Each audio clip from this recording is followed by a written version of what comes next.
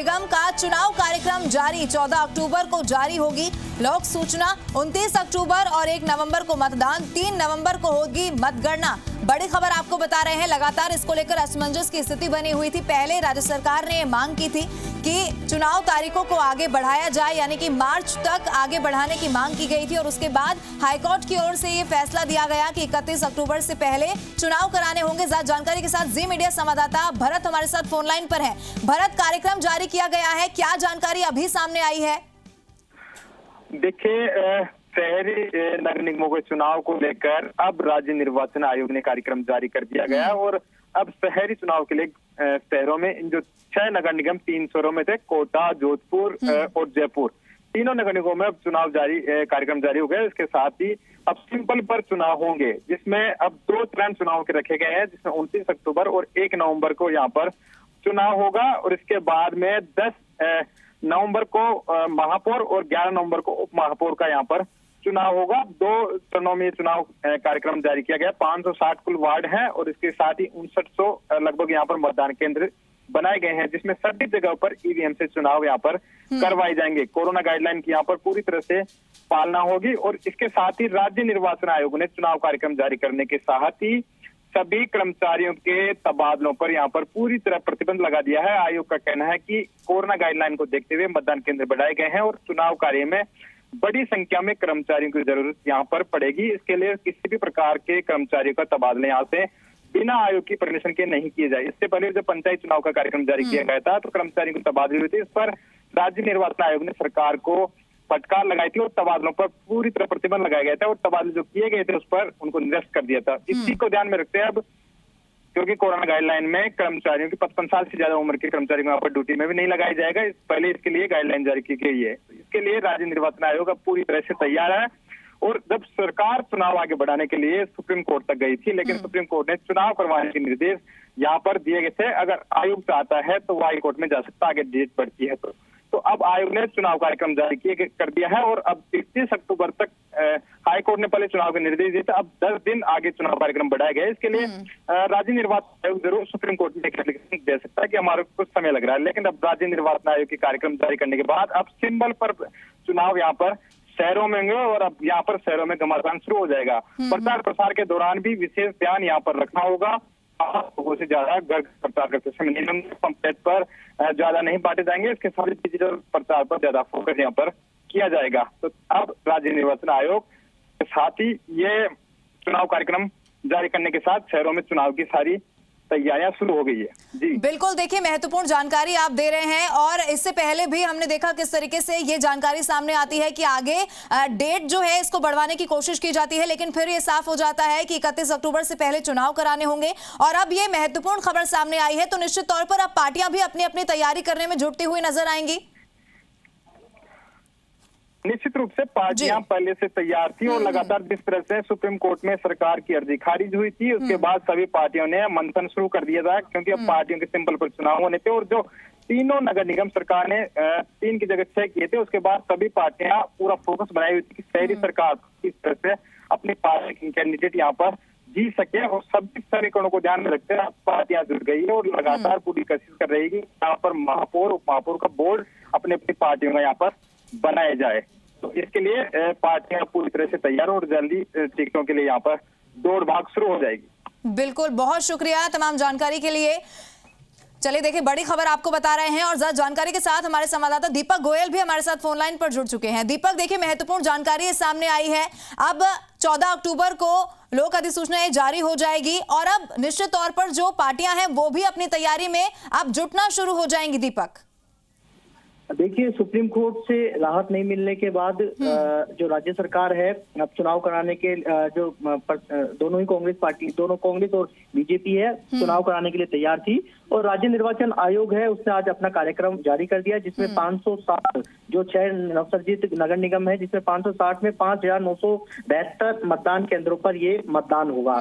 2 चरणों में मतदान के लिए जिला जो निर्वाचन अधिकारी है उन्होंने सुझाव दिया था, क्योंकि कोविड चल रहा है और साथ में जो प्रत्येक मतदान केंद्र है जहां पर 1500 वोटर हुआ करते थे, वहां अब ये तय कर दिया है कि 850 से ज्यादा वोटर नहीं होगा। 14 तारीख को लोक सूचना जारी होने के साथ ही नॉमिनेशन की प्रक्रिया शुरू हो जाएगी, लेकिन लेकिन अब दोनों ही पार्टियों को, क्योंकि नवसर्जित नगर निगम है, तो नवसर्जित नगर निगम जो 2 बनी है उसमें वार्ड भी बढ़े हैं। तो ठीक है दीपक लौटेंगे आपके पास, लेकिन फिलहाल मुख्य सचेतक महेश जोशी हमारे साथ फोन लाइन पर जुड़ चुके हैं। महेश जी देखिए, चूंकि अब चुनाव कराना है तो अब कैसे अब पार्टी की ओर से तैयारी की जाएगी, कितनी आपकी पार्टी तैयार है चुनाव के लिए? हम पूरी तरीके से तैयार हैं। पूरे जब से सरकार हमारी बनी है उसके बाद से लगातार हम जनहित के कामों में जुटे हुए हैं, विकास के काम करा रहे हैं, लोगों को राह देने की बात कर रहे हैं। तो हर तरीके के काम हम लोग जो जनहित के कर रहे हैं। और राजनीति में यही होता है कि जब आपको मौका मिलता है, आप जनहित के काम करते हो तो जनता उसको याद रखती है। तो इसलिए कोई विशेष तैयारी की इसलिए आवश्यकता नहीं है कि चुनाव बड़ा एक छोटा चुनाव होता है संख्या की दृष्टि से हम देखें तो। इसमें फेस टू फेस रिलेशनशिप होती है, कैंडिडेट का इलेक्शन होता है ये। हम अच्छे लोगों को चुनाव में उतारेंगे और पूरा विश्वास है कि हम जयपुर में अपना मेयर बना कर लाएंगे। जिस तरीके से आप बता रहे हैं कि अच्छे लोगों को चुनाव में उतारा जाएगा आपकी पार्टी की ओर से, क्या तय किया गया है किस आधार पर जो मौका है वो दिया जाएगा महेश जी? वो हम मिलकर अभी तय करेंगे। अभी जो भी पीसीसी की तरफ से गाइडलाइंस आएंगी उन गाइडलाइंस को हम फॉलो करेंगे। जी बहुत शुक्रिया तमाम जानकारी के लिए। देखिए, बड़ी खबर लगातार आपको बता रहे हैं, 3 नवंबर को ये मतगणना होगी।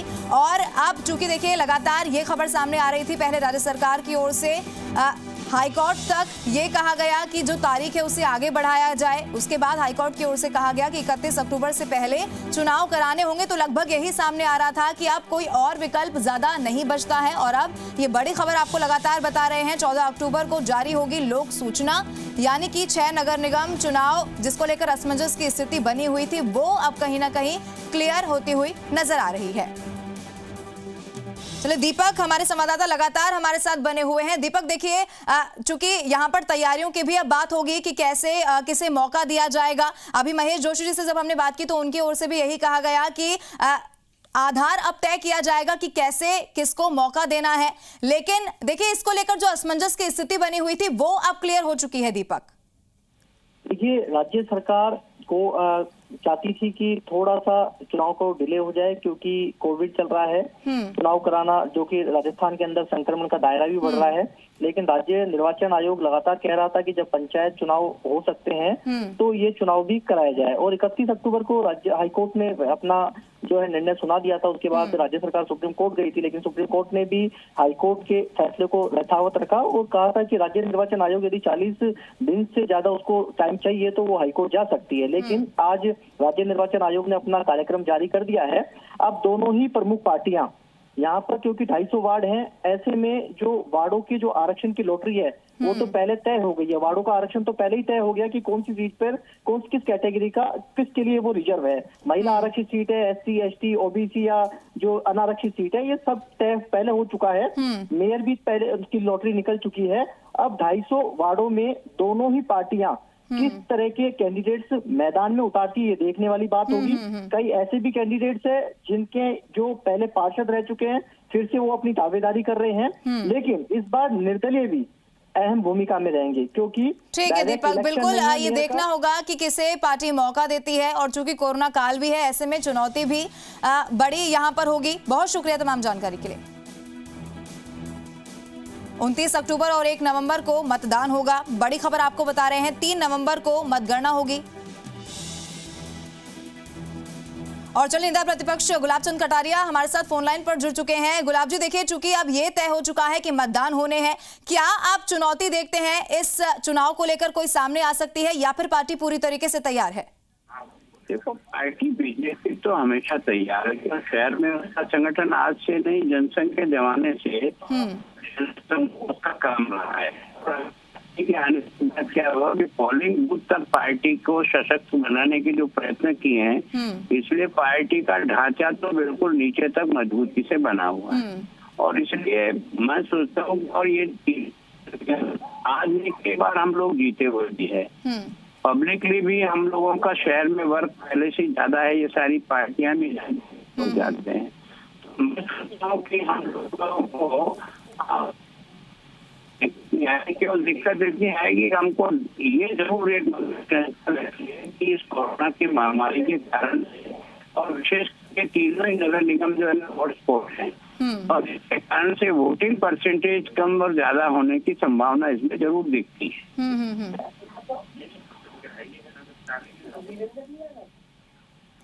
ठीक है, बहुत शुक्रिया हमारे साथ जुड़ने के लिए। चलिए, बड़ी खबर लगातार आपको बता रहे हैं, 3 नवंबर को मतगणना होगी, यानी कि जिसको लेकर असमंजस की स्थिति बनी हुई थी वो अब क्लियर हो चुकी है और दोनों ही पार्टियां अपनी तैयारी का यहां पर दावा कर रही हैं। चलिए, छोटे से ब्रेक के लिए यहां पर रुक रहे हैं, फौरन लौटेंगे।